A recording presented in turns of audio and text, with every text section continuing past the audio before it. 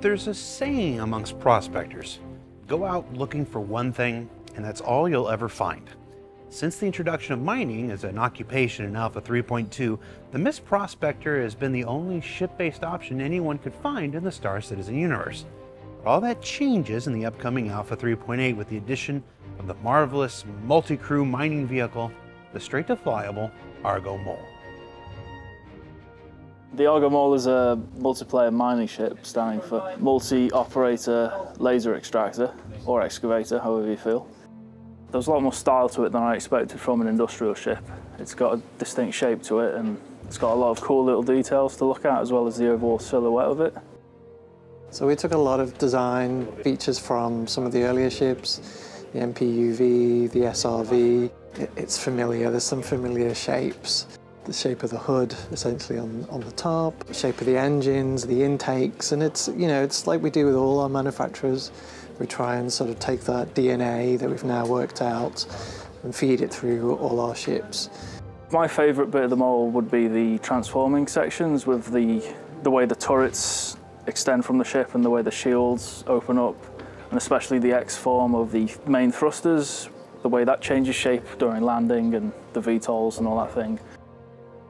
The interior is pretty cool. We've split it over 2 levels. You know, obviously you've got where all your components go.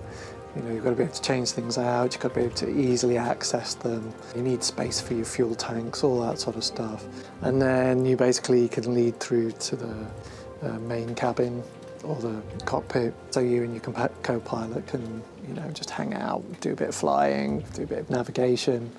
Or you can then go downstairs to the 3rd sort of front mining position. You know, you enter into it and then it actually detaches through, you know, so you have a little airlock and then you're able to rotate and get better coverage. It's the only multi-crew mining ship we've got at the moment. You can have 3 players in it mining at the same time, while the pilot also moves it around looking for things to mine. So it's very co-op focused compared to the Prospector, which is single player.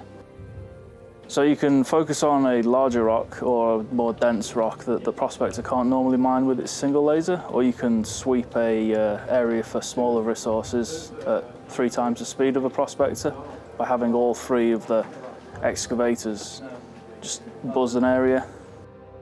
And then you all have the ability of tractoring that back into your ship. Going straight to flyable has made making the ship a lot faster than we usually used to, but it's been pretty good overall, because we've been able to iterate on the different parts of the ship much faster, and it's come together very smoothly. The Argo Mole doesn't just bring with it another way to tackle the same ship-based mining experience that we've had since Alpha 3.2. It actually offered our developers the opportunity to expand upon the work already delivered, with the addition of both the Size 2 mining laser and the creation of 5 new mining laser heads for the existing Prospector. The team here has been exploring a more complex and hopefully more rewarding ship mining experience. Working on mining since the beginning, what is it now? It's more than a year ago, has been an interesting experience. It started, I would say, very well, where we had about 3 months to deliver mining from 0 to the deliverable we had, I think, in 3.2.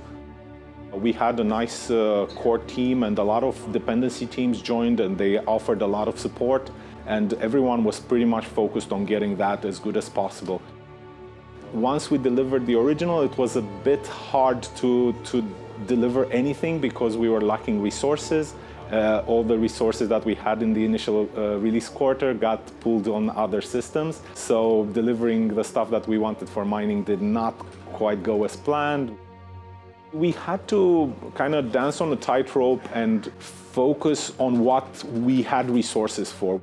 Ship mining in 3.7 is fairly engaging, but it lacks a bit of depth. There is only one ship, there is only one laser. While we have a variety of mineable rocks which have different properties, there's still only so much that the player can do. Some of the things we can make to do ship mining better are adding more variety in player equipment. So adding a new set of lasers, so different types of lasers that can do different things. We can add different components to those lasers. We can maybe in the future also add new mining ships. So there's a lot of stuff we can still expand on. Mining in 3.8, it's a normal improvement that we wanted to do for quite a while. It's adding depth to the game. We will have 5 new mining lasers besides the existing Prospector laser, each of them made by their own manufacturer, each of them with their own stats. It's up to the player to choose what best suits their situation. The new mining head lasers are size 1, but we're also providing a size 2 counterpart for the Argo Mold. They're going to replace the main laser, call it a weapon, that sits at in the front of the mining arm, and they change the functionality of how the entire thing works. The mining arm stays the same because it doesn't bring any new stats in the mining operation. It just supports the mining head, so that will stay on the Prospector exactly as it is. It's just the front of it that changes. So we had 2 general principles when we thought about how we are going to make these new mining lasers. One of them is making mining quicker, more faster but riskier. The other one is making it slower but safer. So for 3.8 we made a lot of changes to the asteroids. We kind of had to rework all of them, rebalance them. As soon as the resistance of the rock kind of increases about 15–20%, you'll need a better laser head to be able to handle that. So we basically broadened the entire spectrum of rocks.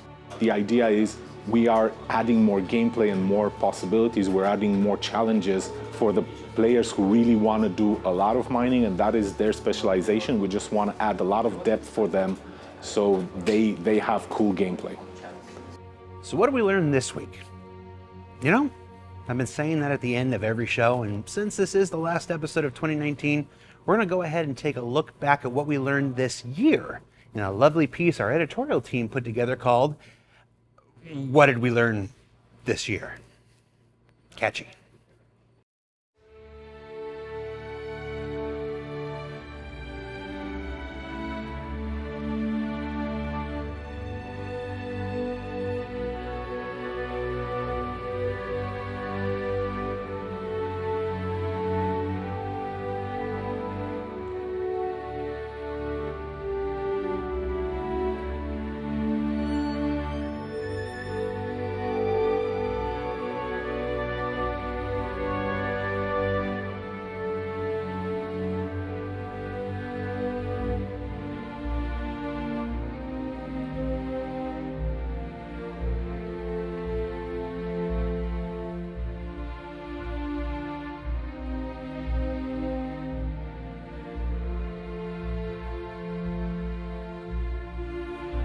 This is going to take a while, isn't it?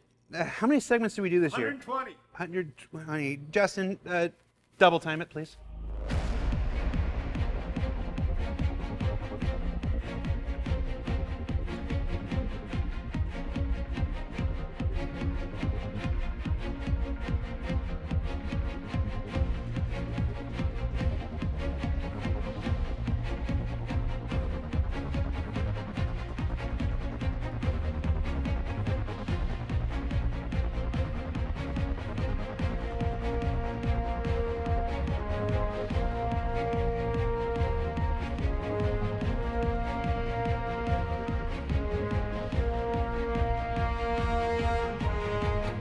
How much longer at this rate? 5 minutes. Ugh. Let's go quadruple time and skip a few, like the bartender ones.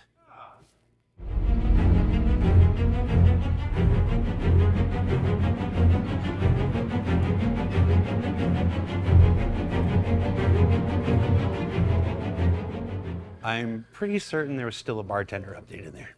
Sorry. But with that, we bring ISC to a close for 2019.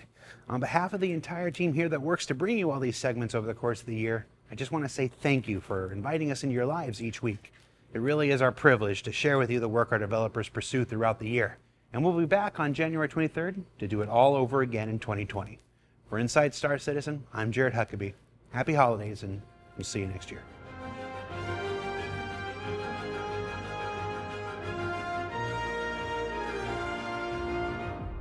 Thanks for watching. For the latest and greatest in Star Citizen and Squadron 42, you can subscribe to our channel, or you can check out some of the other shows, and you can also head to our website at www.robertspaceindustries.com. Thank you very much for watching.